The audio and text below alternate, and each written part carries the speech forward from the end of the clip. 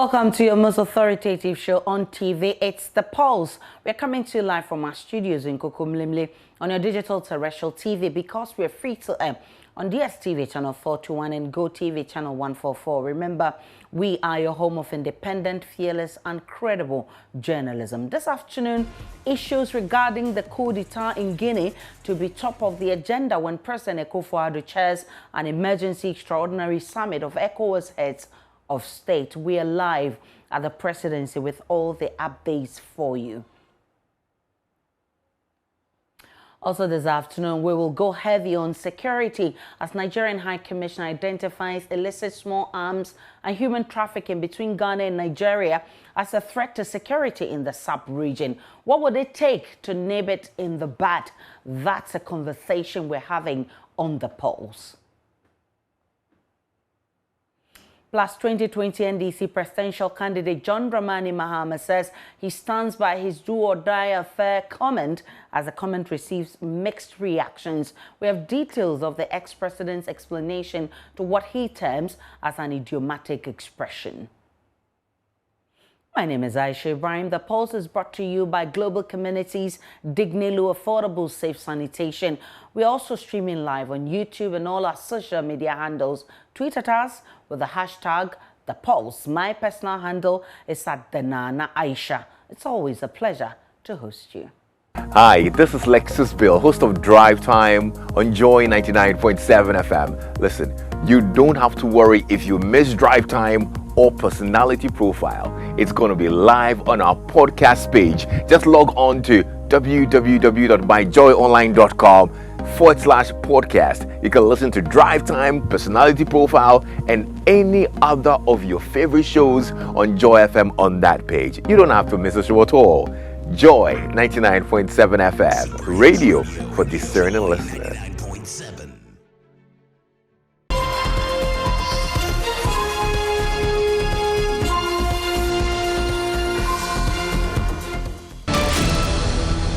This afternoon, there's been increasing cases in the region of COVID-19. There's also the fact that Oti region days ago reported increasing positive cases of COVID-19 among health workers. Let's check our situation right now as far as COVID-19 cases are concerned. And new cases now 206, active cases 6,135, confirmed cases 122,363, and we have recoveries standing at 115,145. Deaths is increasing by the day, 1,083, and of course the red inks in the maps are still increasing. It used to be 6, now it's 7. So we also brought you a report from the Oti region days ago about the increasing positive cases of COVID-19 among health workers and the general non-compliance to the COVID-19 protocols. The regional minister for that region, Joshua Makubu, also announced that the security task force will start prosecuting those who violate COVID-19 protocols. Peter Seno has been interacting with residents in that region on why they have let their guards down with observing the protocols. There's more in this report. The regional minister, Joshua Makubu, has mentioned that persons who flout COVID-19 protocols would be prosecuted. But before then, why have citizens losing their guard against observance to the various protocols instituted for us to stay safe of COVID-19? But a week ago, we had to call an emergency meeting considering the alarming figures that were coming, and then to write to all MMDAs to reinforce the COVID-19 protocols. And as I speak to you, the security agencies are on guard, and people who decide to flout those rules will be arrested and prosecuted.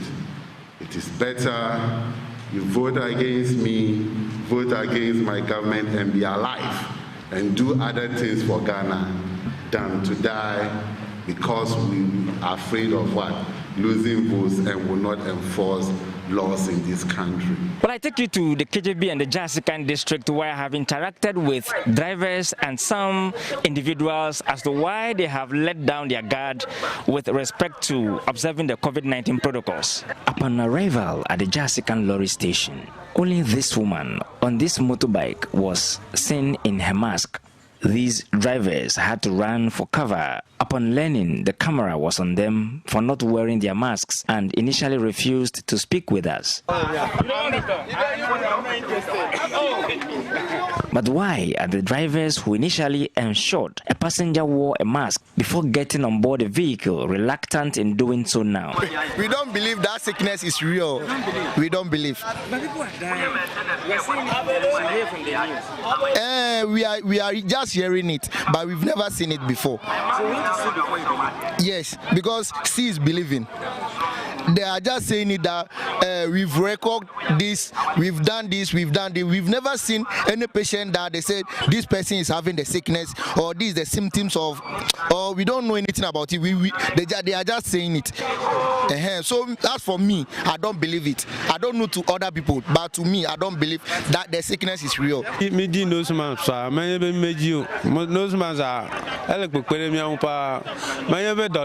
nose mask is good and can protect you from other infections, but I become breathless anytime I wear it. Now I can breathe well.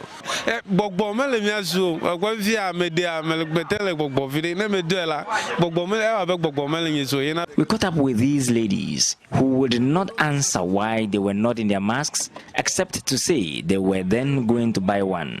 Not because of anything. Now before you are going to buy it. Now before we are going to buy it. Some people we must also mention are keeping up the mask wearing protocol. I've been talking to them about the masks, but some of them will tell you they don't feel free if they are in the mask, and it is very bad. As we are talking now, the sickness is still on. I will beg you to help me to tell them that they should start wearing it, and it is very important. Tiredness in wearing the nose mask was one recurring reason for non-compliance among residents. But we are tired of putting it, that's why. I have my nose mask in my pocket. But it's not pocket mask, it's nose mask. So why are you not wearing it? The whole thing is relaxed, so I have the vaccine, so It's relaxed. Yeah. So you've taken your second jab. Yeah. So you think you are safe? not 100% safe, but I think I'm better off than those who have not. I know of that theory, but you cannot be in the mask all the time, you know. But you're in public space.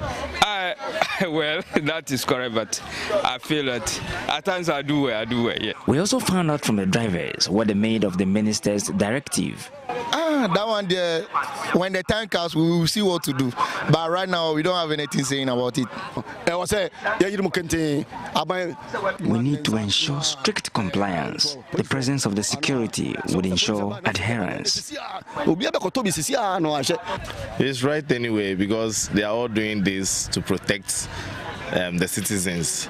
So if it should say that he's right, from now onwards I will try as much as possible to observe the protocols.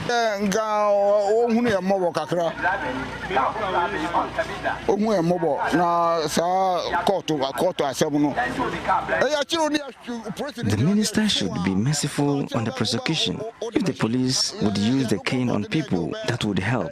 One would only end up in prison if he or she cannot pay the fines. Oh, no, I do. Maybe a trotra now, a former will call the now. We take you to KJB district, where the situation is no different. Residents have similar reasons for non-compliance, especially wearing of the mask. Actually, I have the mask in my car, but when I was just trying to drop some of the passengers, I took the mask off. But in fact, all my passengers were still wearing the mask. So I think it is a form of the protective measures that we are trying to observe. On my part, when I wear it, I can't breathe well. I feel difficult in breathing. That's why. Everybody with their health condition. So you can decide to fight, but that person cannot use the mask to fight it. If somebody is asthmatic, the person cannot wear mask, so the social distancing should be practiced.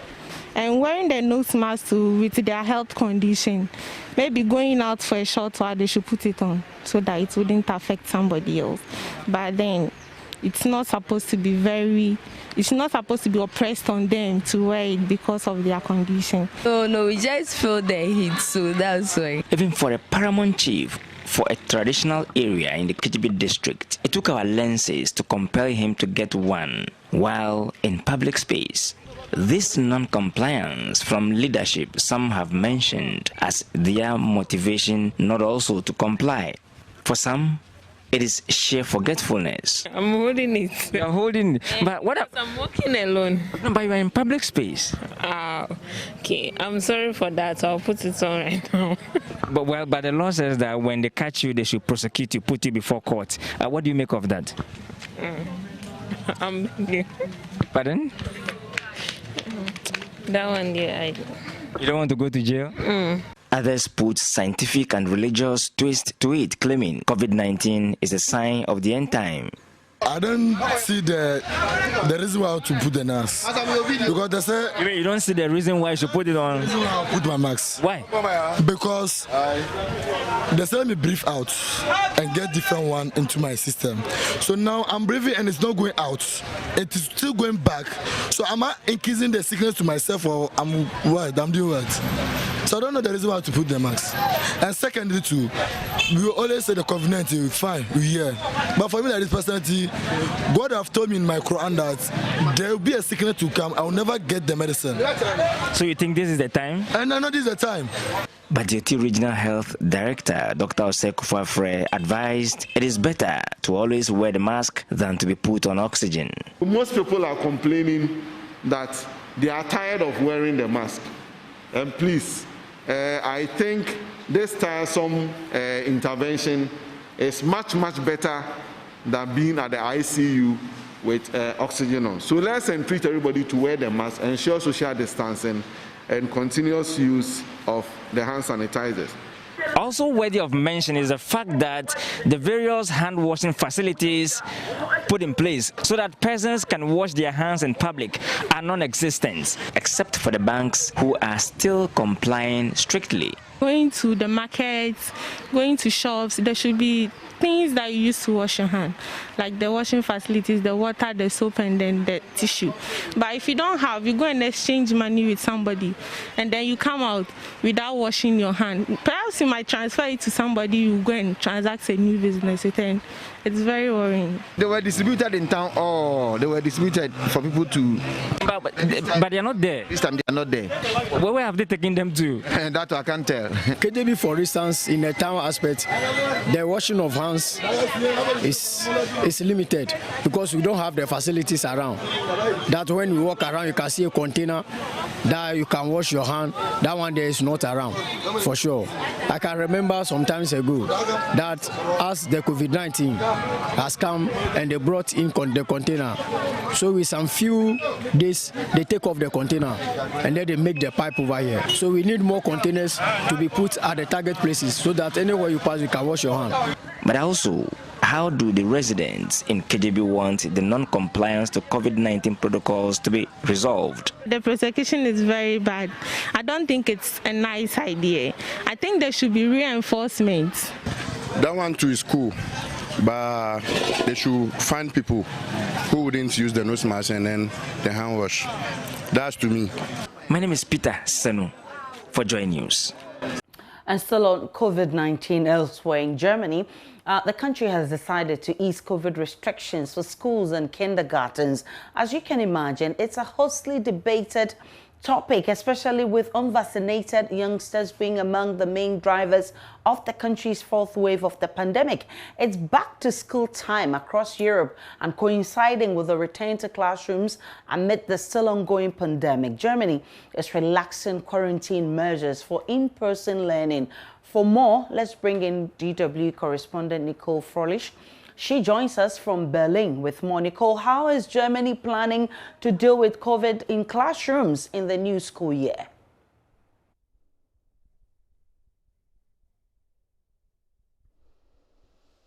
Germany is working to mitigate the disruptive effects COVID has been having on children's lives, especially when it comes to education. Until now, there hadn't been a unified strategy, though every state and every city had their own way, which led to a very confusing overall scenario. So now state leaders have agreed on a joint way forward to avoid chaotic dips in and out of quarantine of entire classes every time one of the pupils contracts COVID. Only close contacts of the infected child will have to self-isolate. Vaccinated children won't have to quarantine at all, and that is a similar approach to the one we're seeing in France and Spain, for example. But the situation becomes a little more complicated in kindergartens and primary schools, where it's a lot harder to enforce health protocols. Plus, kids under 12 cannot yet be vaccinated in Germany, so it's a step forward, but probably not the last adjustment of the strategy here. But Nicole, this of course affects families, teachers, policymakers. How has the decision been received so far? Well, any debate involving children and COVID is bound to be a heated one, and this one is, of course, no exception. Some medical associations say that this is more than enough and that the dangers of a COVID infection for young children are acceptable compared to the damage inflicted by continued isolation.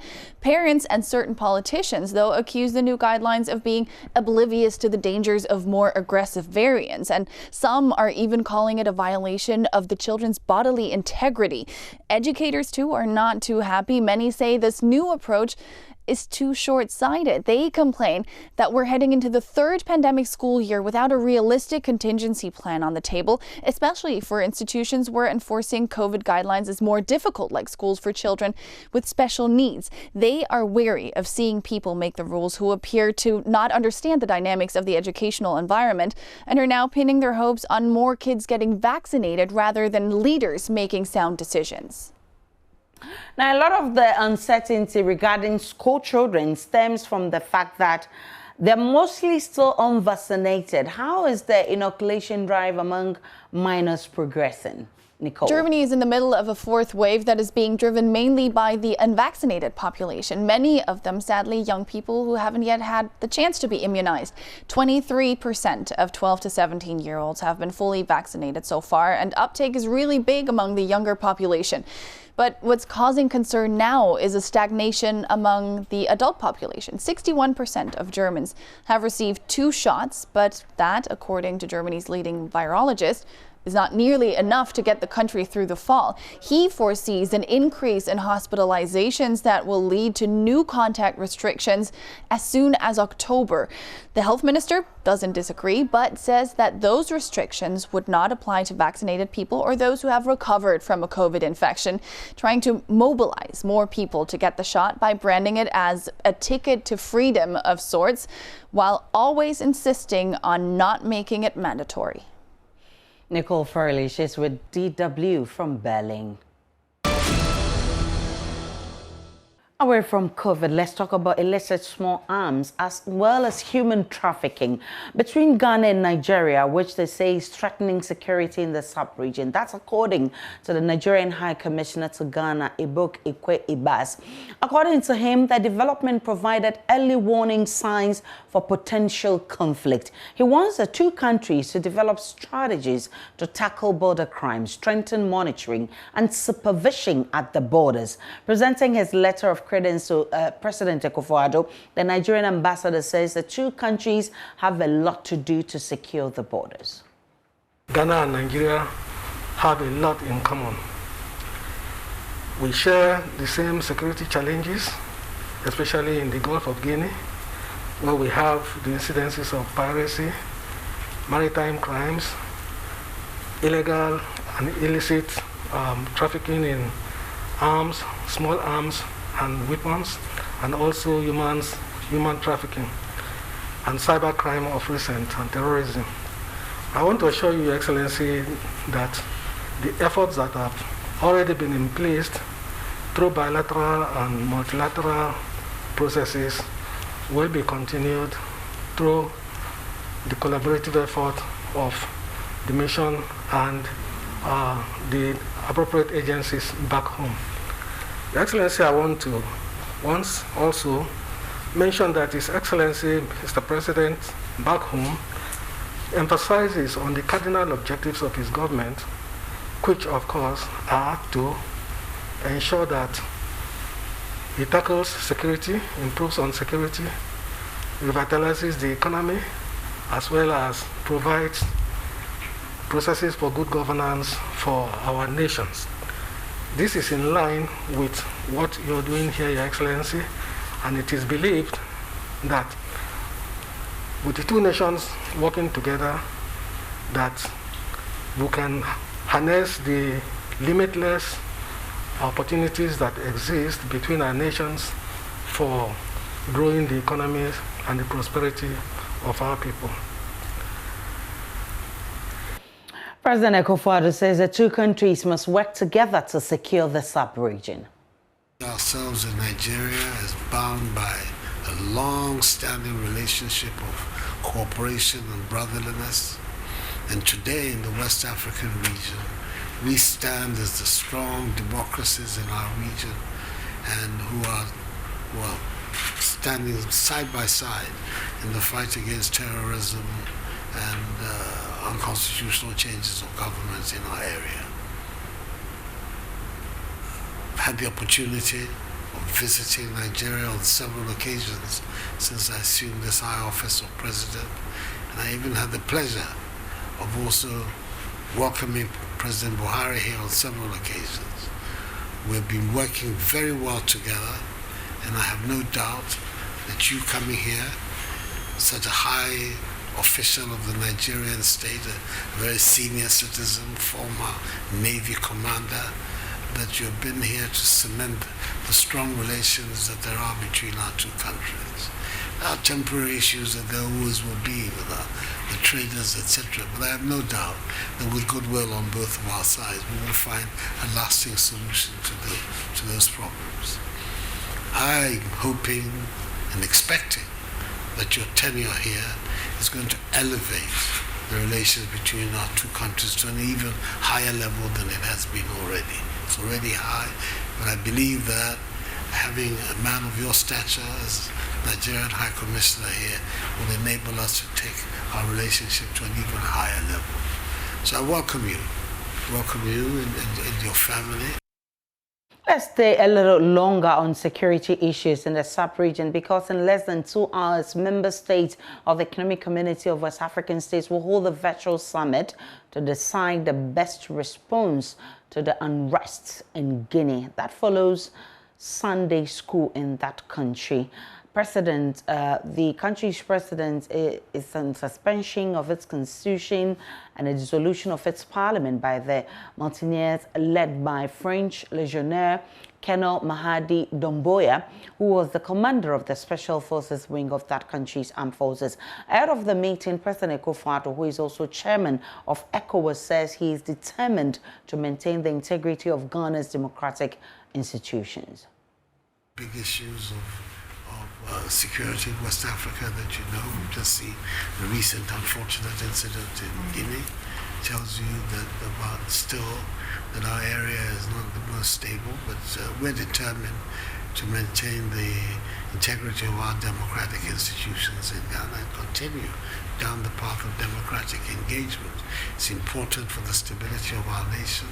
It's important for the freedoms of our people. It's important for the good governance of our country. So we know we have the support of Britain in that. And the moment I have the very onerous responsibility also of being chairperson of ECOWAS, the authority. So I'm in at the deep end in these matters.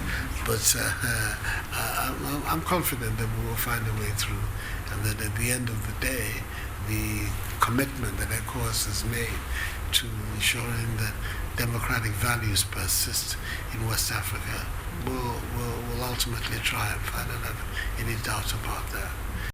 Well, this afternoon, member states of the Economic Community of West African States are in a crunch meeting deciding on the collective response to the Guinea political crisis following the toppling of the elected President Alpha Condé. The military ceasefire in Guinea on Sunday, 5th September 2021, and arrested the third-term president of Guinea, Alpha Condé. The military junta subsequently suspended the constitution and promised to return Guinea to constitutional rule in the shortest possible time. Opening a virtual conference of heads of state in the sub-region, President Akufo-Addo, who chairs the bloc, described the development in Guinea as regrettable and unfortunate. He said the military takeover violates ECOWAS protocol on good governance. Our correspondent Elton Brobe is stationed there for us. He'll be joining us very soon with more on this one. But let's start a conversation with Dr. Wayne Charles Coker. He's a critical communication theorist at the Department of Communication Studies at the University of Cape Coast. Dr. Coker, I'm grateful for your time this afternoon. Thank you. Good afternoon to you and your cherished listeners. Great. And viewers as well. The situation in Guinea makes it true in West Africa. We know what happened in Mali, within in the space of a year. We're told that there's been blame game around the parts of the country, blaming ECOWAS, blaming other sub-regional bodies, but also more importantly, experts say we should expect more of this. Who is next?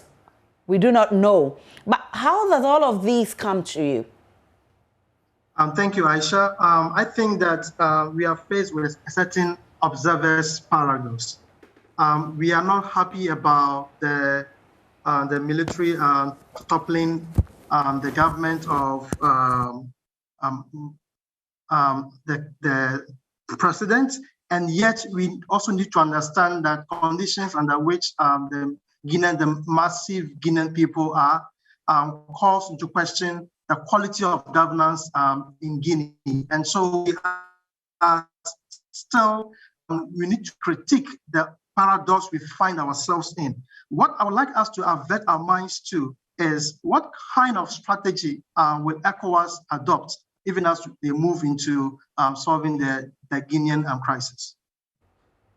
Now, let's talk about the blame game, ECOWAS, other UN, AU.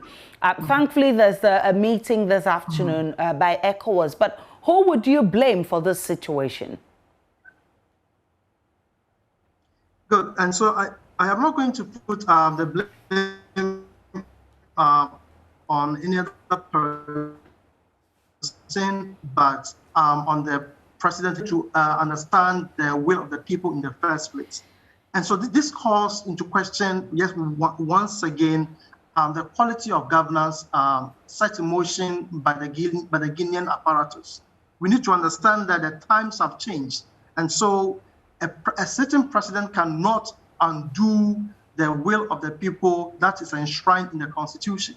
That is what we need to understand. So Alpha Condé had no business subverting the will of the people and trying to make himself comfortable while in government, at the same time making the suffering Guinean people go through all the things they've been going through. It's about time that that apparatus, the machinery of governance, the constitution that runs the states in Mali, in many West African countries, and in Africa most especially, needs to be revisited.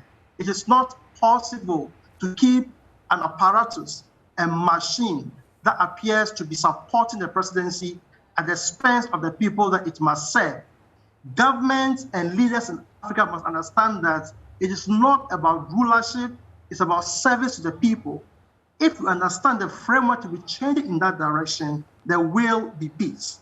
It is interesting that the chairman of ECOWAS, our own president, Nana Akufo-Addo, understands good governance to mean that so long as the constitution is allowed to work in the interest of the presidency, there is peace. But we need to critique and deconstruct what is the quality of the nature of governance in Guinea, to be specific. Are people themselves happy? Should there be if we should have Alpha Condé back on the seat, will the Malian people be happy? I think there are fundamental questions that need to be answered. That is why we need to critique the level and the quality of constitution and governance operating in many African states. So I put the blame on the president himself. What would it take to prevent a recurrence in the sub-region going forward? So first and foremost, we need to understand that there has not been a journey in the first place. We need to understand that we have not started a journey in the first place. Post-independence, it's been 60 plus years since Africa experimented with democracy. And I don't believe that we are making any giant strides because we are operating a post-colonial state. We have inherited structures that do not inure to our good. And so if leaders who come together to create communities believe that if they should be doing a checklist of all the things that make nation state governable, that will inure to their benefit, but that may not bring a qualitative change and development in the lives of the people they have sworn to serve. So we need to come back to the drawing board and say, what is it that the youth, what is it that the people of different countries in Africa are calling for? What changes must we engender or must we engineer to bring about qualitative development?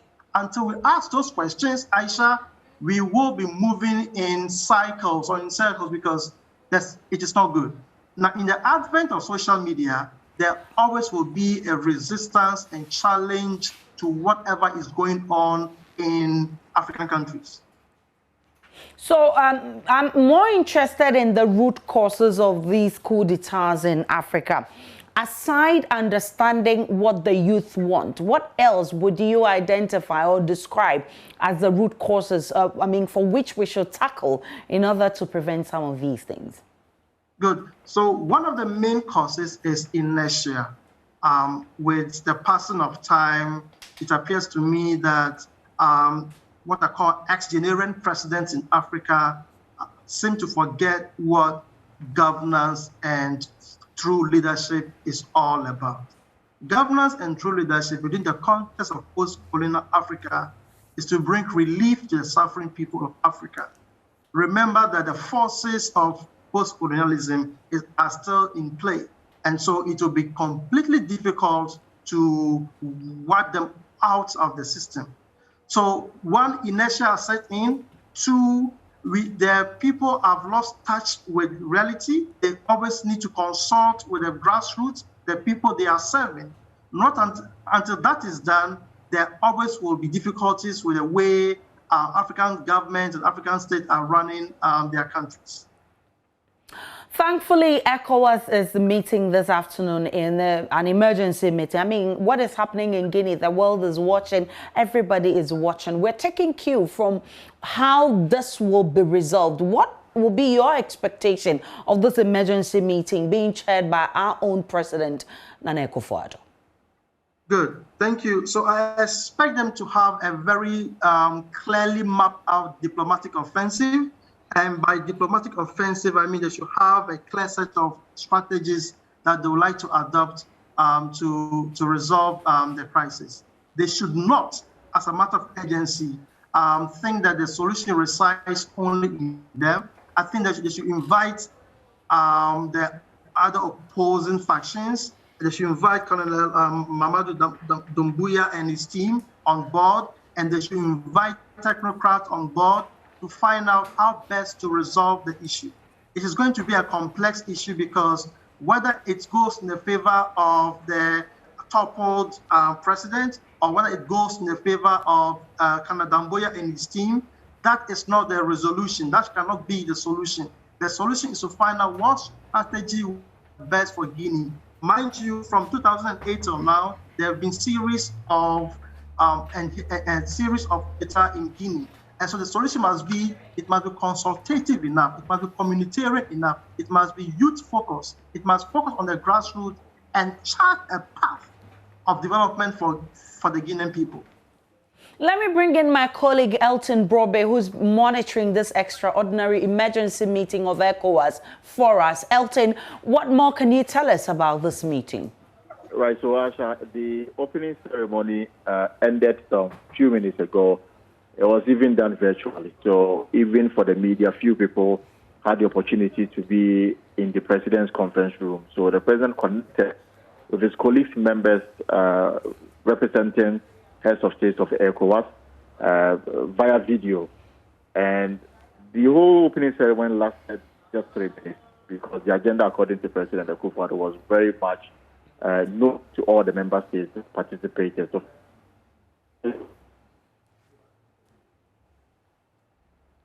hello, Elton. Okay, looks like we're losing Elton Brobe there, but certainly he says the meeting has just ended, and of course Dr. Kokam has been outlining the things that he would expect the chairman, who is our own president, Nana Addo Dankwa Akufo-Addo, and his colleagues to talk about to fix the challenge in Guinea. Dr. Kokam, let me bring you back. I mean, from now till the next few days, I mean, ideally, what should be the situation in Guinea? Aisha, sorry, would you like to repeat that question? So I'm saying that the meeting has ended. We're hoping to hear what has transpired between the heads of states. But from now, between now and the next few days, what should be the ideal situation you want to see in Guinea? So what I would like to see in Guinea is a confidence of the restoration of governance. What President Alpha Condé was not in the collective interest of the people of Guinea, and so quickly restoring confidence by way of ensuring that salaries of workers, for example, are restored to normalcies will be the very first step to take, and also sending the right signal that the constitution that used to be would be reinstalled, for example, would be the next step. I think that what triggered the crisis was an economic one. And so if that which ought to be done to restore confidence in the Guinean governance structure is restored, that would be a step in the right direction. And then also, like I said earlier, ensuring that the two-term constitution that used to be before it was revised is away and restored by the old or previous constitution. Dr. Winford Charles Cook, I'm grateful for your time. He's a critical communication theorist at the Department of Communication Studies at the University of Cape Coast. My colleague Elton Brobe is back on the line. Elton, tell me more about this extraordinary summit. Right, Aisha, I'm sure now you can hear me clearly. Loud and clear. Right, so Aisha, I was talking about the fact that the opening ceremony itself lasted just 5 minutes, and it took place in the president's conference room. So he connected with his colleague heads of state on the ECOWAS organization via video. Now, he was quite clear that the developments in Guinea is a violation of ECOWAS' own protocol on good governance. He described it as regrettable and unfortunate, and then called on member states to contribute to the discussion to fashion out a direct response to the issues happening in Guinea. I'm talking about the political crisis. Now, what is different today is I remember when Mali went through the same, process, and then when ECOWAS convened here in Accra, they invited the coup leaders to come and justify their action. This time, what is unclear is whether or not the colonel who has toppled Alpha Condé will have the opportunity to speak. I've been speaking to the president's advisor on ECOWAS, and he tells me that they will join via video to also explain their action. As it relates to Mali, they have up to November to return the country to constitutional rule.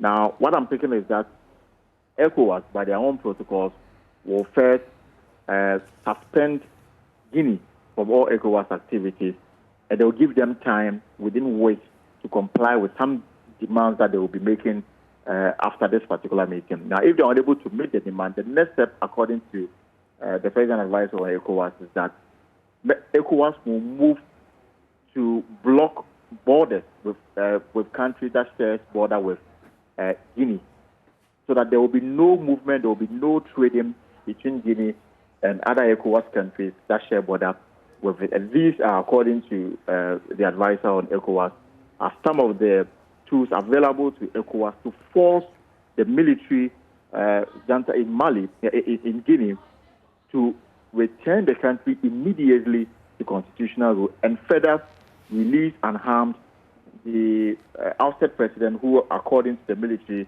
officers, is being held and he's not being tortured or he's not being harmed. They will demand that he is released, and if he needs medical attention, that is also granted him. So these are what my sources are telling me are likely outcome of this extraordinary meeting that is currently being done virtually at the behest of President Akufo-Addo. Now, the root cause of all of these are critical issues that experts once addressed. If we want to put this to an end and not see a recurrence, I mean, some of them addressing challenges facing the youth, the economy, for instance, in Guinea. Are these issues that came up at the meeting? Well, so the meeting, President Akufo-Addo was the only person who had the opportunity to speak to his colleague, heads of state, representing ECOWAS. I'm told that Ghana's foreign minister is a member or a chairperson of a group that has been tasked to understand the situation in Mali and then report to ECOWAS on the way forward. Remember, Goodluck Jonathan is doing the same thing in Mali. So Ghana's foreign minister has been tasked to lead a team to understand what is happening, report to ECOWAS, and then ECOWAS will take a decision on it. Now, her initial report will be part of what we're discussing this afternoon virtually, and then all put together will form the basis upon which they will come to a major decision regarding Guinea. But what I've been told is that as a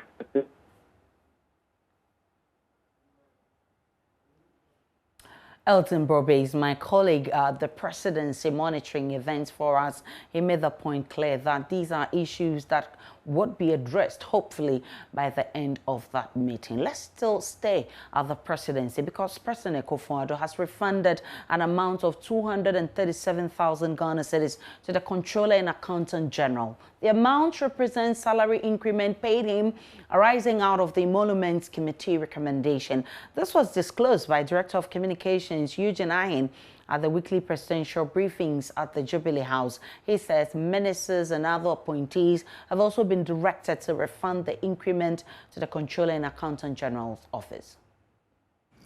At this year's May Day celebration, the President indicated that he had taken the decision to freeze salary increments for this year, that is 2021, for himself as President, the Vice President, for ministers, for deputy ministers, and also all other appointees of the executive.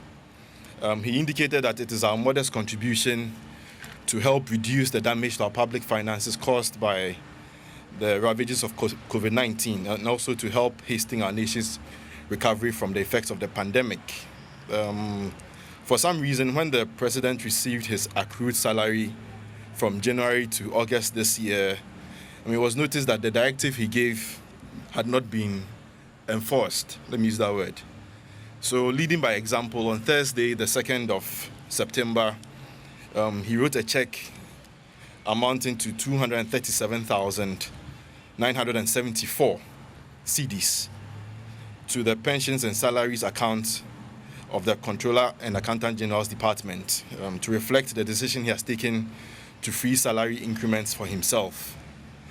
And he has instructed the Chief of Staff to ensure that the Vice President, the Ministers of State, Deputy Ministers of State, and other appointees of the executive also refund increments that have so far been made to them, increments which we are not entitled to for this year because he has indicated that there should be a freeze on all increments for members of the executive. The presidency has been reacting to the controversy surrounding his chartered flights to Germany and the UK.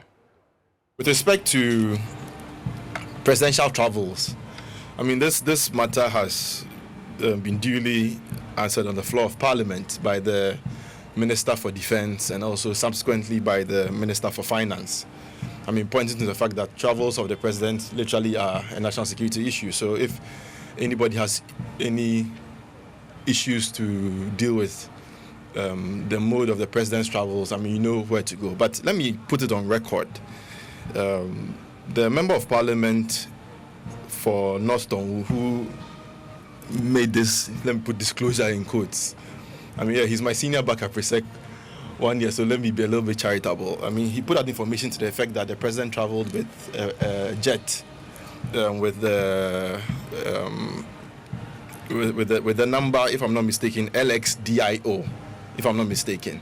I traveled with the president on every single trip. And on the trip, to the United Kingdom first for the Global Education Summit, and then subsequently to Germany, the president did not use this trip. I don't know where he got his information from. This LXDIO was not the flight used by the president. I would know because I travel with the president everywhere he goes. If he did, I would know. So this information he put out there, at least to be charitable to my senior, was not correct. And I'll encourage him to probably cross-check his facts next time such information is brought to him. And likewise, you, as members of the media, I don't think it is appropriate for us to jump hook, line, and sinker at everything that's thrown to us. I mean, these things, you can easily, there are websites that can easily tell you where a particular aircraft was at a particular point in time. Just do the checks for yourself. Find out if this aircraft that the member of parliament for North Tongu claims was used by the president to the UK and to the to Germany. Find out for yourself if it is true. I can tell you on authority that it's not true. This is The Pulse. We're live from our studios in Kokomlemle. You can join the conversation by all our social media handles. Tweet at us with the hashtag The Pulse. We are back shortly.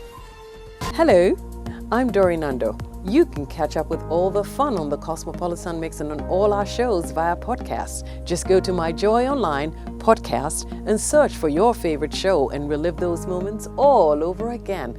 Only on Joy 99.7 FM, radio for discerning listeners. Super Hits Radio, Joy 99.7.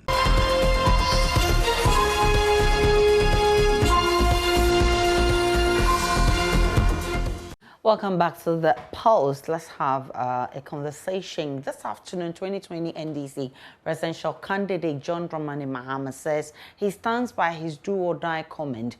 Mr. Mahama, speaking on a Techiman-based radio station yesterday, stated that the 2020 elections taught the NDC that elections can only be won at the polling stations, and he says they will not let their guards down. Prior to the 2020 polls, Mr. Mahama and President Akufo-Addo committed to a peaceful elections. The poll, however, turned violent in some collation centers, resulting in the death of some 8 Ghanaians and injured too many others. There's more in the following desk report that outlines what has happened since election 2020. But ladies and gentlemen, we are optimistic. In the face of similar doubts in the past, the NDC's John Dramani Mahama, despite expressing fears of possible violence, committed to peace prior to the 2020 polls. My name is John Dramani Mahama, and I stand for peace. We in the NPP want a credible election. His competitor, Nana Addo Dankwa Akufo-Addo, also swore to ensure peace. Pledge that the peace, unity, and safety of Ghana will be our primary consideration. Observer groups described the election as generally peaceful, but violence at some collation centers resulted in the loss of 8 lives.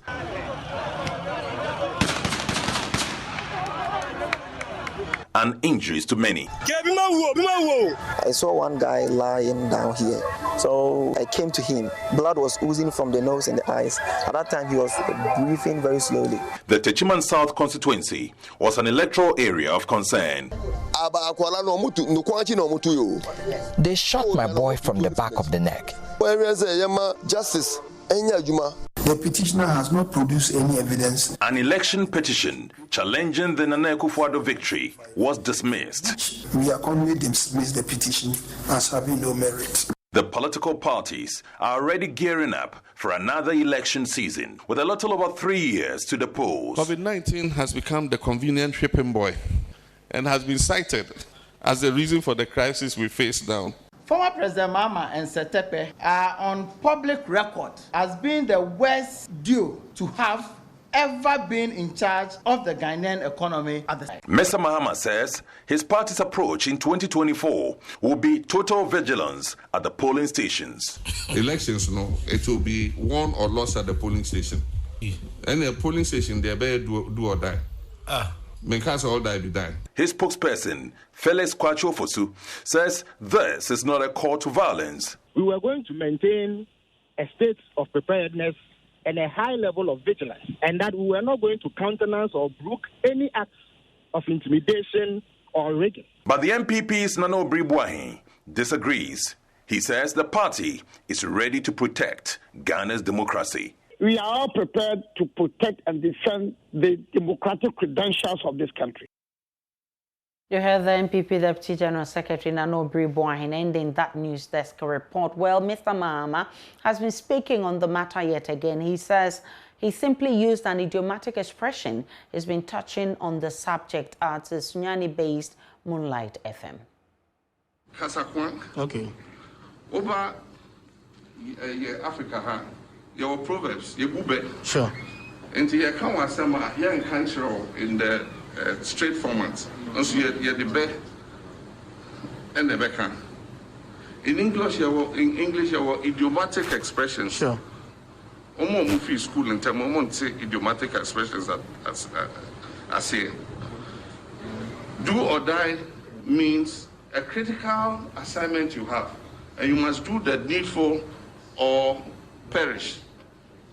And so you must do the needful. I say, make us say, and this is me and train and go Supreme Court to be. There was here a year of polling station and the collation center. I was here. And so I don't retract. The next election for NDC is going to be a do or die affair. So you do the right thing? You must do the right thing at the polling station. Let's take you live to Sunyani, where correspondent Precious Somerville has been following the former president for us. Precious, he joins us via Zoom. Tell us more. Which areas has the former president been visiting, and which people has he been meeting, and what has he been telling them?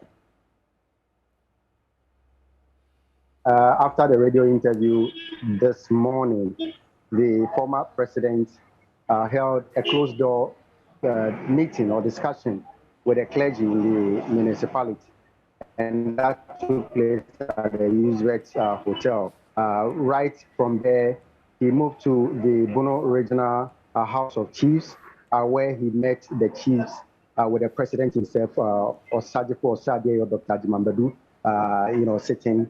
A lot of discussions, a lot of issues came out from that. Particularly the president of the House of Chiefs in the region made mention of the fact that the issues surrounding our election matters needs to be taken a second look at. And also he talked about the fact that the issue of when there's change of government and then projects get out. It looks like there's a terrible connection there with Precious Somerville's. Should also be looked at and asked for the them that should the NDC.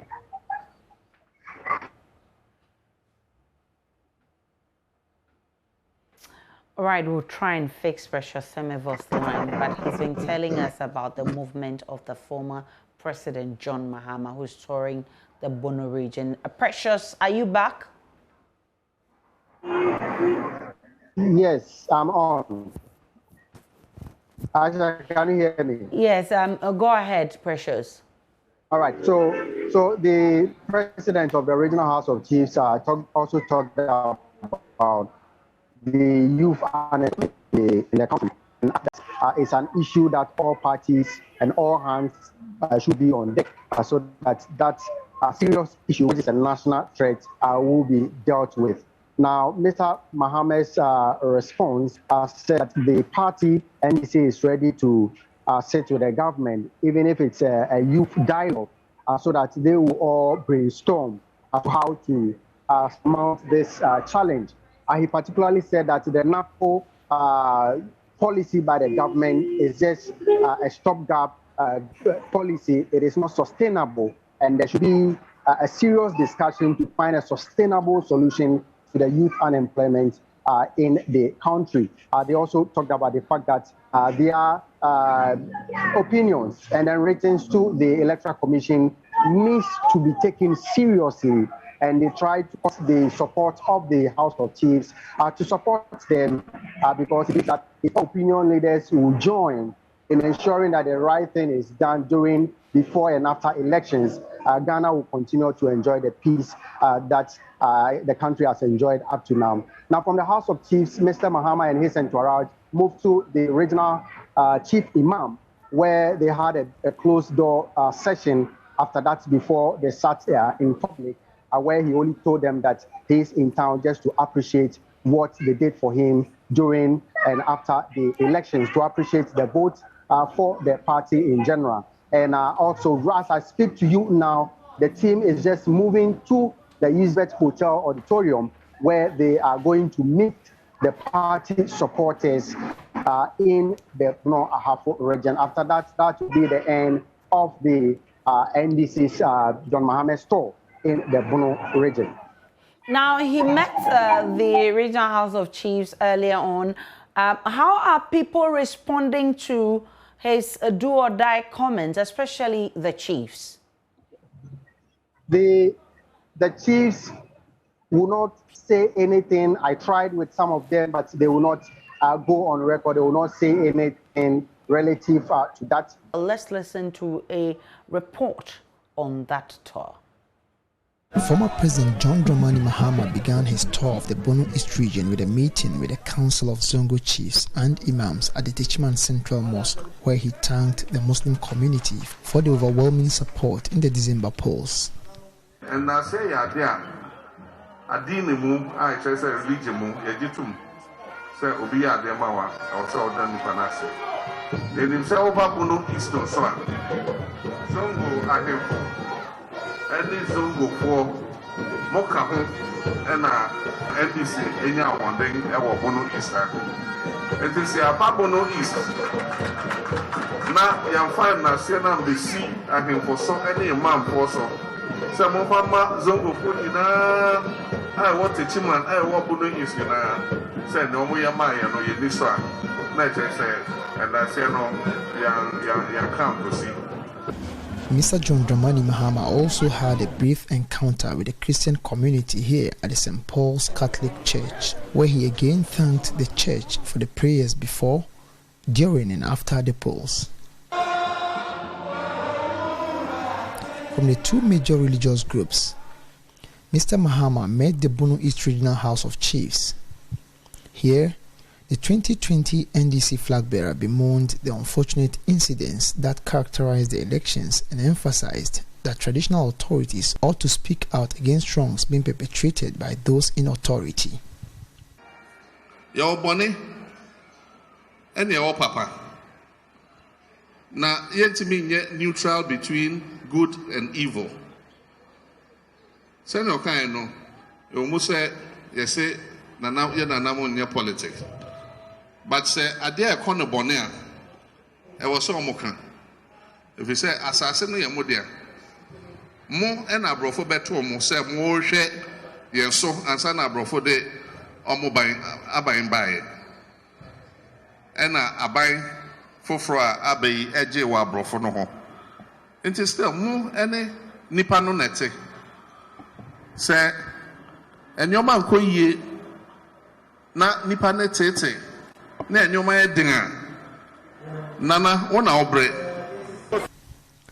President of the Regional House of Chiefs, Pimampim Yaokakbrese, lauded the former president for seeking redress at the courts and adds that the party would emerge victorious at the appropriate time.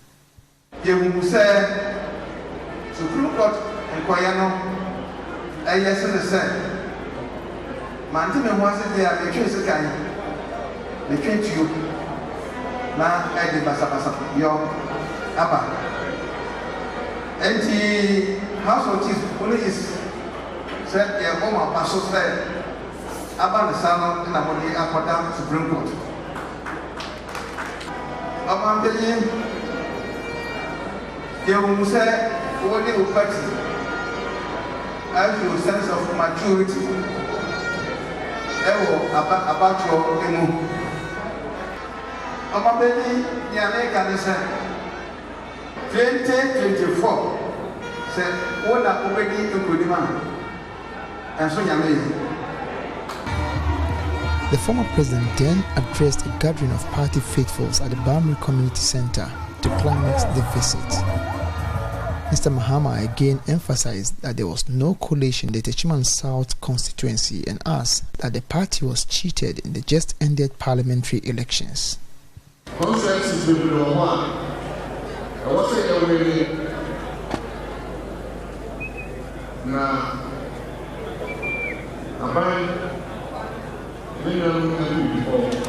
you may be on the wall and the master between yourself.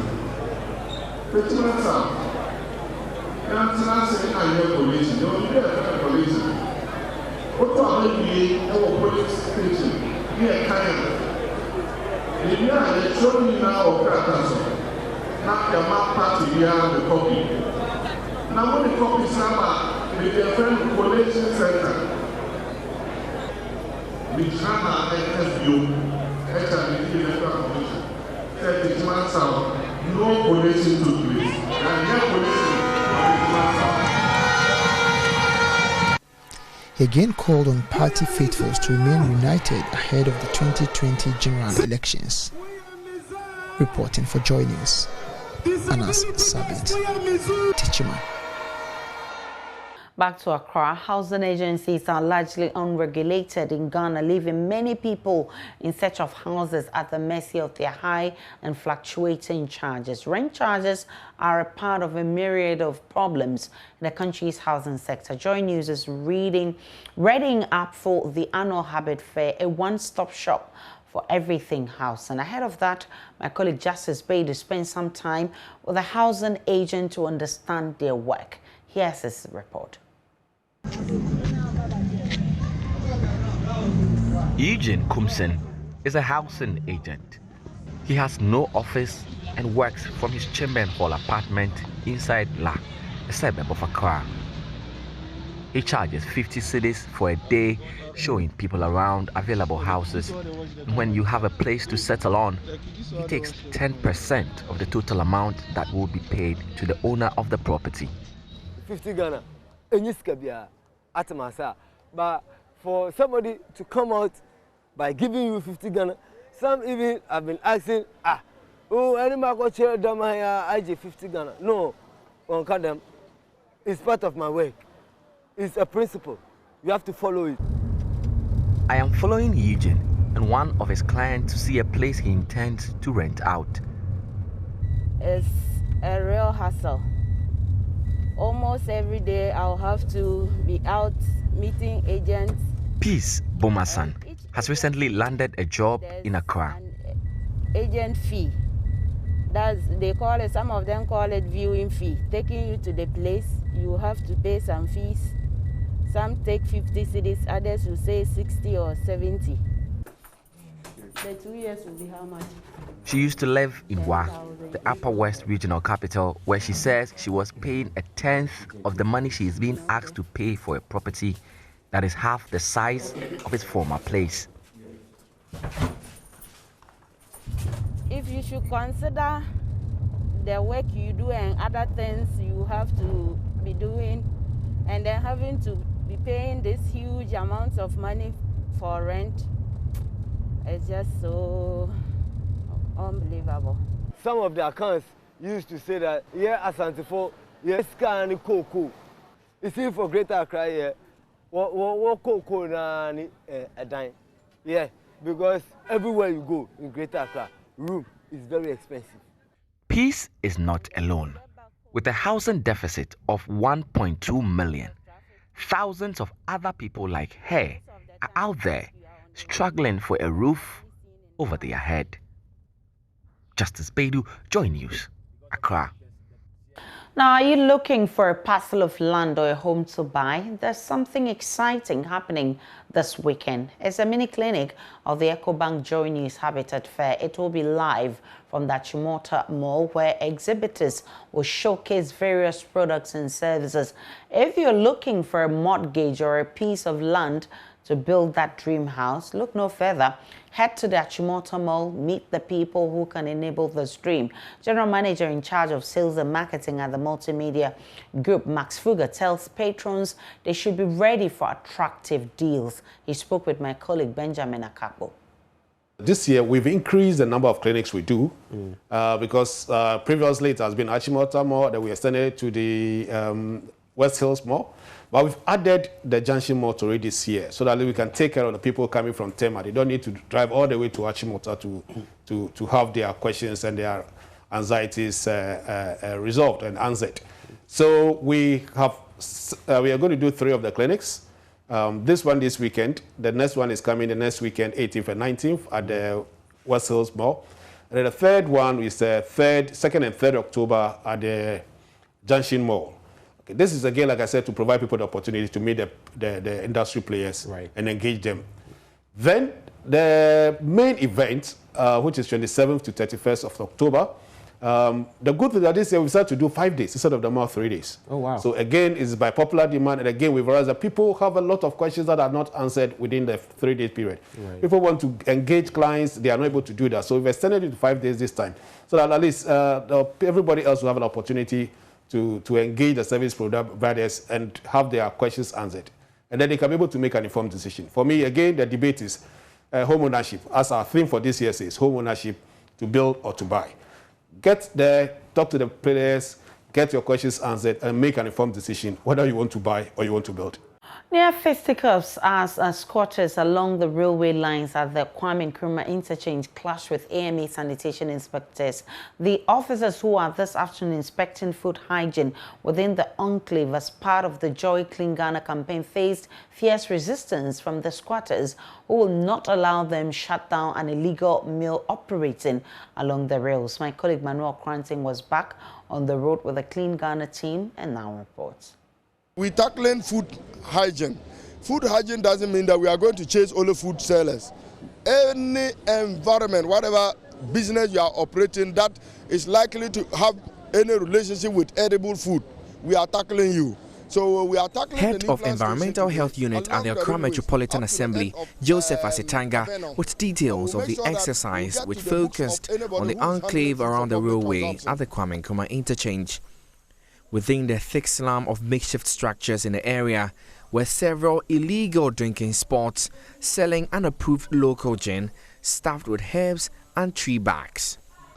Nti aha no omudi de obenya ska di akona no no enu nti na ama wodi bites na efra wodi nnua nnua na omudi fra petesi no esayare. The herbs are even more medicinal than foreign liquors. We have the mahogany and so many others. I don't drink raw akpeteshie. When I drink the mixtures, they increase my libido and boost my sexual performance.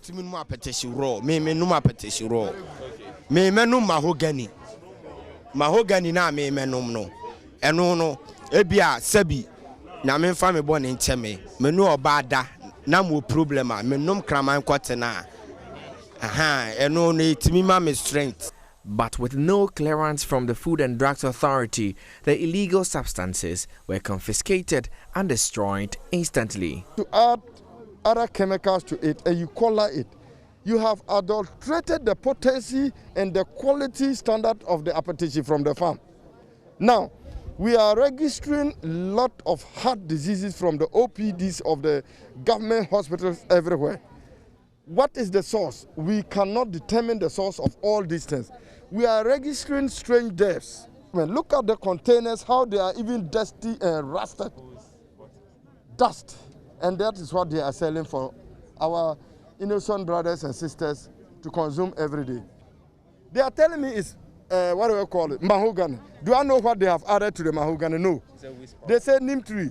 Do we know what they have added to the neem tree? So we are confiscating these things and we are going to pour it here. We are destroying it in the glare of the product, the seller. Soon, the team spotted a grinding mill sited just about 3 meters from the railway lines. Who did it belong to? And also I can't answer. I just can't. It's not me. I don't know. Obama, my friend. My brother, no, me.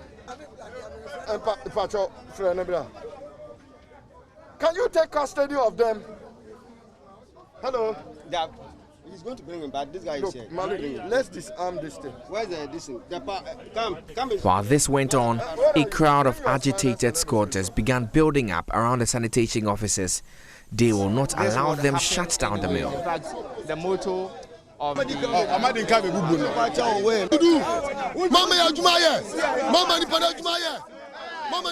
You provided any job for us? How then do you shut down the only thing that we're doing here? You will not shut anything down unless you kill all of us. In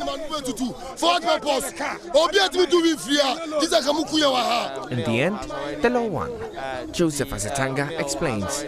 Of Ghanaians, we don't want law enforcement, and we are not ready to comply with basic regulations, and we are out to enforce the law. So we will enforce the law. They are only agitating. We will not listen to them. We'll take a break on the pulse, and we'll be back with more. Do stay tuned in. What's up, guys? My name is Sammy Forson, host of the Weekend City Show and Ignition right here on Joy 99.7 FM. Well, anytime you happen to be busy and you miss out on your favorite shows right here on Joy FM, here's what you can do. Log on to myjoyonline.com/podcast. Just go on there and you'll find all your shows on demand 24/7. There you can catch up. Remember, Joy FM remains your radio for discerning listeners. Joy 99.7.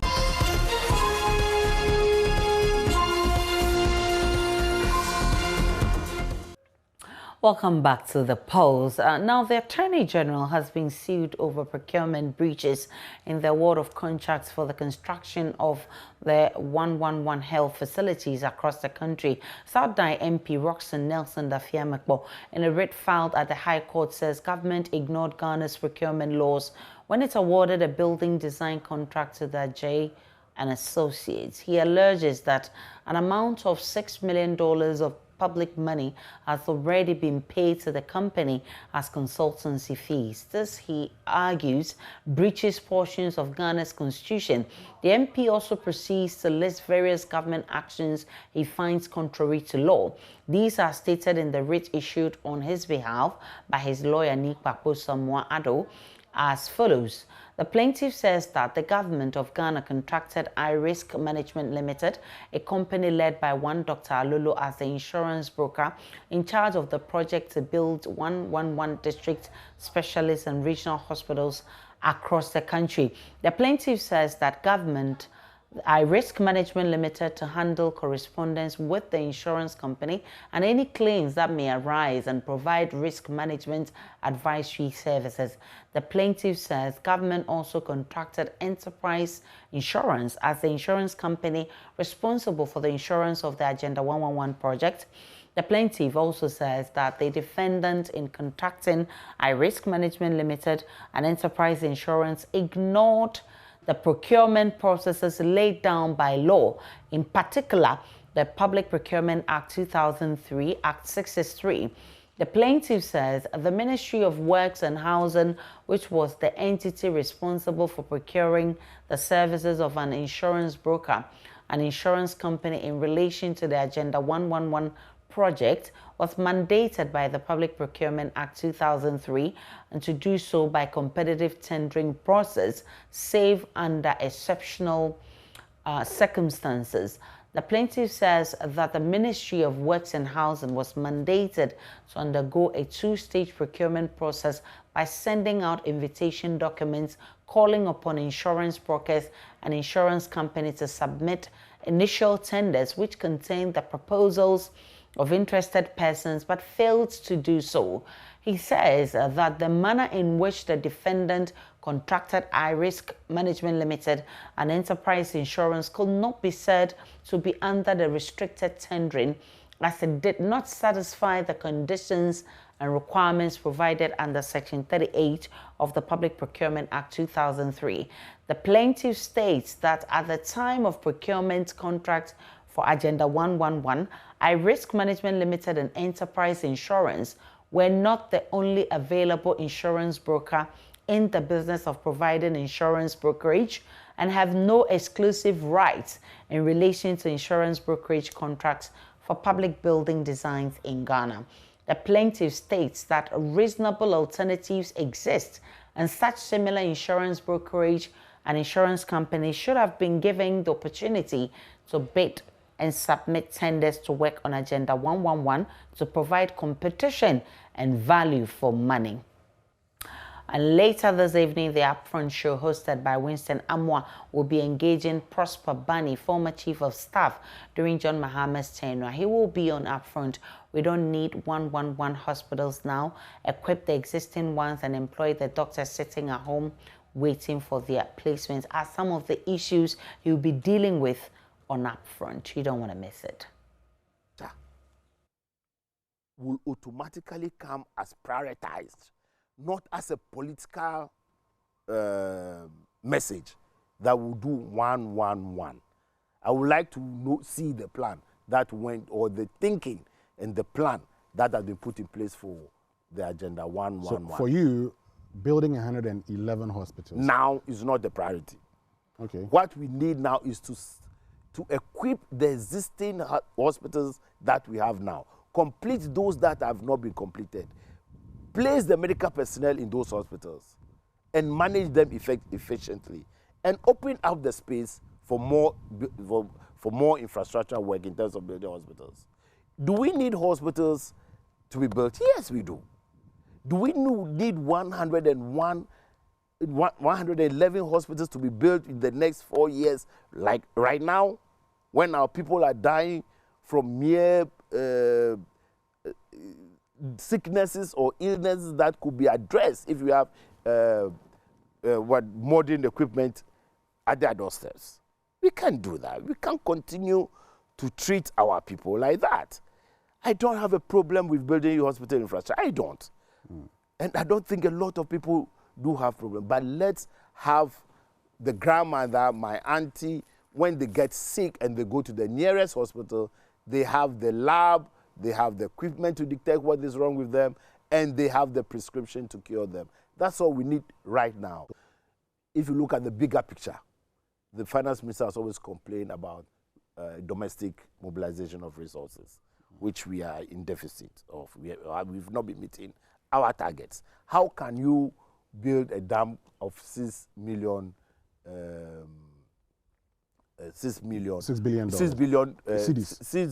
cedis without mobilizing effectively domestic funds? It's impossible. And you tell me that it's government of Ghana funded. It's very difficult. I will go back again to the planners.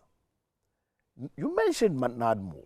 Yes. NADMO was emerged when this whole rationalization of national disaster responses emerged.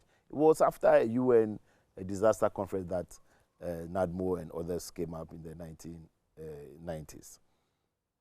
Today, NADMO is not what it's expected to be. Why? What is it expected to be? What has it become? Because it has become a wait-and-see organization. Every day I can imagine them waiting, praying that the rain should not fall or there should not be any rain. Because right now, if you look at the budget of NADMO, it may be near to zero. Because even for the relief items, they are in debt. Creditors have ceased to give credit to NADMO in some cases. If that is the situation now, or the scenario now, then we are in great trouble.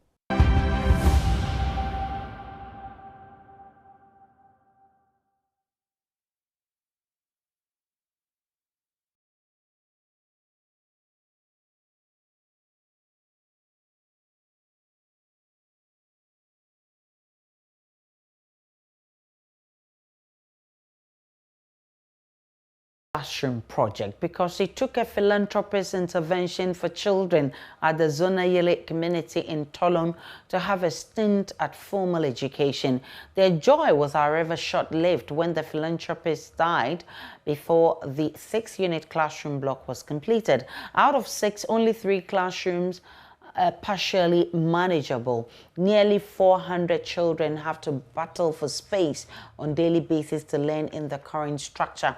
Head teacher of the Zonayele EA Primary School, Isahako Abdul Karim, says the increasing number of enrollment is affecting academic because of limited space. He's appealing for your support to help the community complete an additional 3-unit classroom block for the children.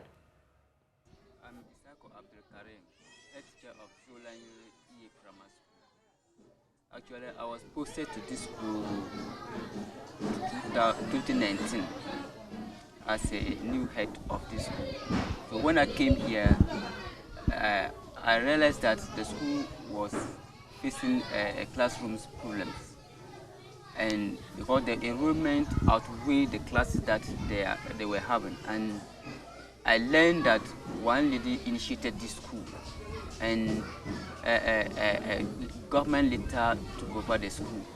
So that's the state of the school, and then the ladies decided to extend the pavilion over there. So that pavilion you see there was extended by that lady, and she molded some blocks to continue with the project, and later she passed on, and the community decided to step in and complete the project for the kids to be sitting in, because actually the limited classroom is affecting academic work. Because when you look at this school, the enrollment is overwhelming because it's 387 pupils and 3 classrooms. You can't manage it. Every classroom, 50 plus students, and there are going to be 2 classrooms in a classroom, 100 plus, it will not work. For all your support and assistance, Momo transactions should go to 059-303-8832 Joy FM, or to the Access Bank account number 009-0101-054-191.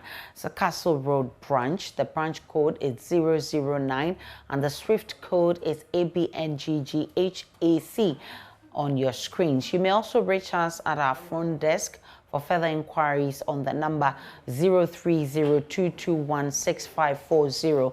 That's 030-221-6540. And it's time to take a break for the very latest on the sports world. And Baba Tando brings you that. Stay tuned in. What's up, guys? My name is Sammy Forson, host of the Weekend City Show and Ignition right here on Joy 99.7 FM. Well, anytime you happen to be busy and you miss out on your favorite shows right here on Joy FM, here's what you can do. Log on to myjoyonline.com/podcast. Just go on there and you'll find all your shows on demand 24/7. There you can catch up. Remember, Joy FM remains your radio for discerning listeners.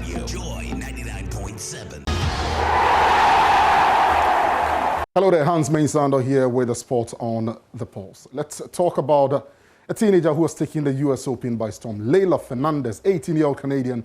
She produced another fearless performance to beat Elena Svitolina and reach the semi-final of the US Open. Fernandez has beaten defending champion Naomi Osaka, 2016 winner Angelique Kerber, and Olympic bronze medalist Svitolina in a run to her first major semi-final. Joining me in the studio is my colleague Baba Tando to review the exploits of this young lady at the US Open. We've seen several young ladies coming up, not just in tennis, across sports. Naomi Osaka recently did it. Are we looking at a flash in the pan or a real deal?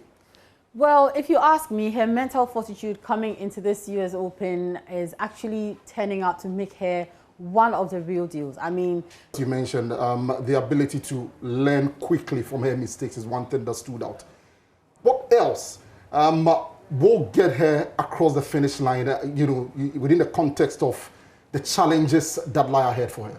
Look, you've beaten former world number 1 Angelique Kerber. You've beaten bronze medalist Elena Svitolina. You've been able to beat there's another person that she's beating, Naomi Osaka. I mean, we've seen Naomi Osaka come. We've seen Coco Gauff also doing her own thing. Huge potential. We are seeing Fernandez now. Is this a changing of the guard? Are we seeing a new generation? So it's not only fresh blood, they have more energy, and so it will be their time. But I'm also, being a bit modest in my commentary in saying that, the old girls are gradually fading out. But what are we seeing? There's Corey Goff, there's Naomi Osaka, there's Leila Fernandez, there's Emma Raducanu. But you see, what hurts me is the fact that they will do so well in this tournament and the consistency will be cut short. I don't know what usually happens. And that's what people are pointing to, that when Serena and Co emerged, they dominated. They dominated for a very long time. In this generation, you're not seeing a dominant force. No, I mean, look at the males. I mean, you had the likes of Dominic Thiem. There was Medvedev and Co. So far it's Medvedev who is showing a lot of consistency. There's Andy Rublev, who is also very good. There are quite a lot of them, but they go in one season, and the Andrew Shapovalov and all those people, they come in, do very well in a season. You will not see them so well until, maybe 3 or 4 tournaments into the season, and then you see them coming up again. But even then, they always get so close, but they're almost always so far away. I don't know what really the problem is, because it's not about the fact that they are changing coaches or they are changing teams, or their backroom technical team. It's not like they keep changing it all the time, but the consistency, I don't know what it would take. Is it also possible that we are having a group that is,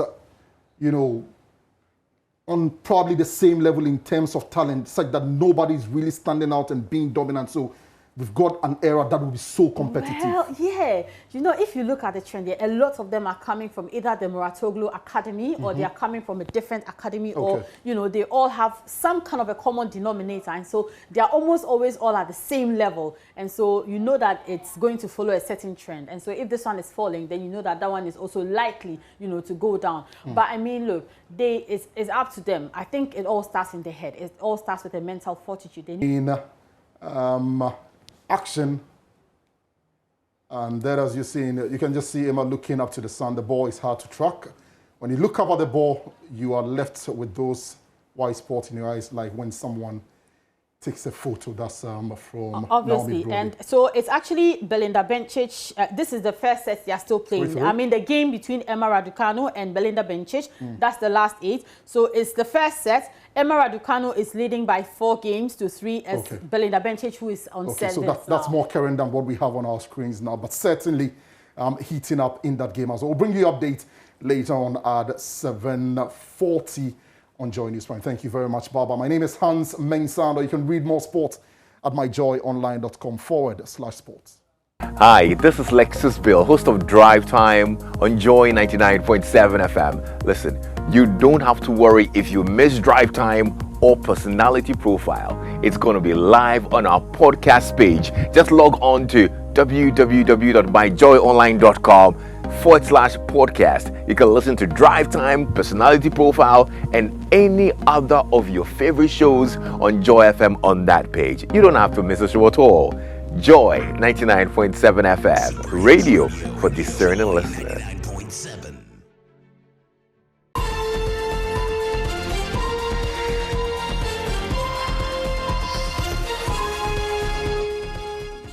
And that's where we part company on The Pulse this afternoon. For more news, log on to myjoyonline.com. My name is Aisha Ibrahim. I've indeed enjoyed my almost 2 hours stay with you. Up next is Let's Talk Showbiz. Do enjoy the rest of our programs. Hello, I'm Doreen Nando. You can catch up with all the fun on the Cosmopolitan Mix and on all our shows via podcast. Just go to My Joy Online podcast and search for your favorite show and relive those moments all over again. Only on Joy 99.7 FM, radio for discerning listeners. Joy 99.7.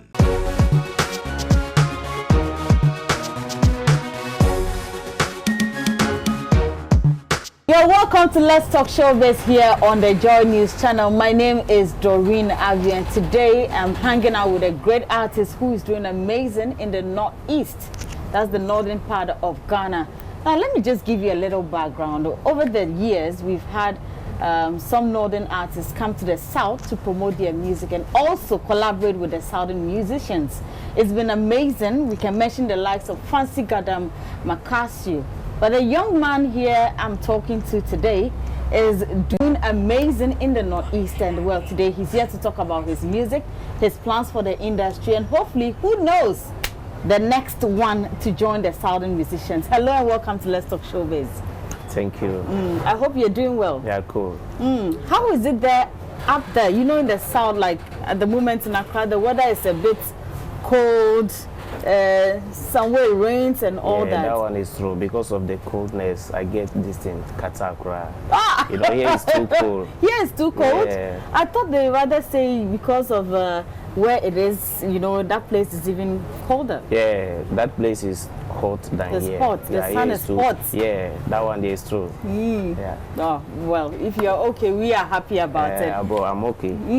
But me, I like cold. You like the so cold I don't weather? Have problem. Yeah. Yes, your name again, Bonjara. My name is Bonjara. Bonjara. Yeah. Is there meaning to it? Does it meaning? Yeah, or it has any connection with the language? Oh, yeah, you don't have problem. I'll tell the meaning later. Okay. Yeah. You tell me about I'll tell it the later. full meaning later. Okay. Yeah. And your hair, it looks like all the artists from the north seem to have some dreadlock look. Why is it that? Yeah, it's good because sometimes if you do your hair like that, you know, it make you like, you know, everyone in Ghana knows that artists, if you do your hair like this, Then you're you're ready an to do artist. something serious. So that's why we are all trying to do dry locks here. Okay. So what kind of music do you do? My music style is this thing, Afro pop. Afro pop. Yeah, Afro pop, Okay. and then high life. Oh. Then this thing, dancehall. Dancehall? Yeah, I do all of them. Okay. Because I get this thing, high life voice. So that's why I, yeah, so it's straight this thing where I'm trying to do it. Okay. Yeah. And how long have you been doing music? No, you don't keep long too much. It's almost 4 years now. 4 years now. Yeah. Okay. But I came since long time, but I start making name starting from 2016. 2016. Yeah. Okay. Yeah. So would you say that you are the dawn in the north? The north. Yeah. Is it just the northeast or the whole of the northern The regions? whole of the northern regions, the knows Bonjara, who I am. Yeah. Wow. Yeah. But we have Fancy Gadan, we have Makasio. Yeah, it's true. Fancy Gadame and Makashi also knows me that I'm a big artist in northern Ghana. Yeah. Wow. Is it that you are here to take their position, or you just want them to know that you are the big one now? Oh, the only thing, I'm also trying to take my part. Okay. For that's all. What? Every big artist have his part. So I'm also trying to pick my part. How many songs do you have so far? I have plenty of songs. By now, I have almost 17 songs. Wow. Yeah. Yeah. So are you currently promoting one? Yeah. Even this interview is part of the promotion. Oh, okay. Yeah. So tell me about the song. What's the title of the song? The most trending song now is Smiling. Smiling? Yeah, Smiling. What inspired it? What made you put that song together? You know, it's a love song. Okay. So I just want to use this in that style to maybe lovers people. Okay. So I'm part of. I'm part of. Have you been in love? Yeah. Was it how you felt that you decided to put in together in the music? Yeah, you know, this time around, you know, love songs they go. Okay. So if you want to hit once and for all, once you do the music, you have to do maybe love songs too. So that also can build your your music career. Yeah. All right. Have you done any collaborations with Fancy Gadam or Makasio? Yeah, I have a serious collaboration with Fancy Gadam and then Makasio too. Yeah. But what's your relationship with them like? Oh, we don't have problem about Fancy Gadam or Makasio. We are always brothers. Your brothers. Helping each other. Yeah. Yeah. Would you say you people are trying your best to make Ghana, or should I say the northern part of Ghana, proud? No. I'm trying to make the whole Ghana happen. Not just the northern. That's why I'm here. Okay. Yeah. All right. We're going to take a quick break. When we come back, we're going to be talking more about your music and then your plans for the industry. But before we go on that break, let me tell you about something Shatta Wale has been preaching on Daybreak Hits today. So with the music industry, in as much as we know what is going on, it looks like the artists themselves can tell who is doing well and who is not doing well. Where Shatta Wale believes that Wiala and Manifest are living the dream of music in Ghana. Let's hear from Shatta Wale. In Ghana, the people who are living the music life is Wiala, Manifest. I swear, God has given me that direction to their side. Say, Shatta Wale is the main reason the Ghanaian music industry is failing. One big empty barrel. Did you see that? Who is that? Is that who wrote that? David Nikose is a video producer. He's a filmmaker. He shoots very nice videos. In Ghana? Yes. If I'm talking about reality, say me $100,000. I swear I'm going to shoot a video in South Africa. Let me lie there. If I don't have a label. Andy, not top fee. David Nikoko. I have 7 houses. David Nikoko. I have bank accounts. David Nikoko. But who says he doesn't have a bank account or he doesn't have a house? No, maybe the one he has in Ibadan is not plenty. And sometimes we have to praise God. I want people to know that when I didn't have it, people know I didn't have it. You understand me? I want David Nikoko to know that they are okay, already taxing, because if he knows failure, he won't come and blame me. Welcome back. This is still Let's Talk Showbiz, and well, I'm here with one of the great artists in the Northeast, and we have been talking about his music, Smile. And talking about Smile, do you have your video for it yet? Yeah, the Smiling video is ready. It's quality video. Wow. Who shot it? One of my directors. Your directors? My management. Oh, okay, okay. I guess it's all over YouTube, so we can check it out. Yeah. And perhaps I'm sure people are also watching it on the screen whilst we are talking. But do you have any plans of collaborating with any of the artists here? Oh yeah, many artists. As of now, I'm working with Black Sheriff. Okay. Talking with a serious collaboration. Oh. And then other artists, sometimes. Hey, Black Sheriff, right? Yeah. Now, all of you yeah. Black Sheriff, yeah. right? You like his vibe? Oh, the guy is good. You get a voice. I like the guy. Okay. That's why I want to collaborate with him. And I know if I get him with the collabo, I gain like that. Yeah. So I don't have problem. One of the big boys, Sarkodie, Shatta Wale, Stonebwoy. Yeah, everything is step by step. But I know if I get this Black Sheriff for this collaboration, my next plans is maybe one day I'll meet Shatta Wale and then Sark, Stonebwoy. They are good. So I'm on process to get them for a serious collaboration. All right. Yeah. Well, he's on a process getting them for collaborations, and also still on Shatta Wale, he's been talking about why he doesn't want or he's not working with Stonebwoy and Sarkodie. As for that issue there, let's hear from him, and then after we'll talk more. Okay. What do we have around this whole, why don't Shatta do a song with Stonebwoy? Why don't Shatta do it? Andy, that is why I'm saying that this industry that we are in, me per se, I'm about the business. So I'm not here to impress people that, many Stonebwoy is why. Let me just give you an example. Shatta Wale featuring Samini could have been the biggest song ever in Ghana. But I did a song with Samini at the point where he realized we should do a song. Are you getting what I'm saying? The business around this thing is not about to create impressions, but it's about us to make money and feed the fans too with that same amount. Maybe some, at least, so if people want us to do collaborations like this, that is where I'll bring in and say, the structures are not right for us even to know the amount of money that if me and Sarkodie do a collaboration right now, how much we'll make. I swear, if you call Sarkodie and ask him how much you made for Major Girl, he can't tell you. He can't tell you that, Shatta made $1 million and I made $3 million. He can't give you a figure. So sometimes it's stressful for us. Yes, I mean, so collaborations, yes, they're beautiful and nice.